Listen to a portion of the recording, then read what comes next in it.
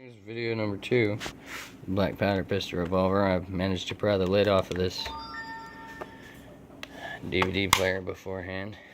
You see where the hole was and where the ball hit right here. Smashed some of the red casing, the wires into there, but that's what it did. And right here. And then there's your projectile.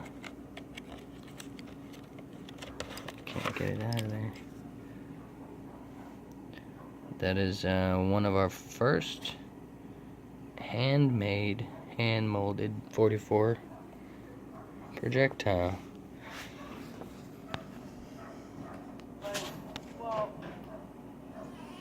Not even mangled up much. It's a little dent on the back, and that's it. So there we go. Focus. We got a bunch more tests. Keep you updated.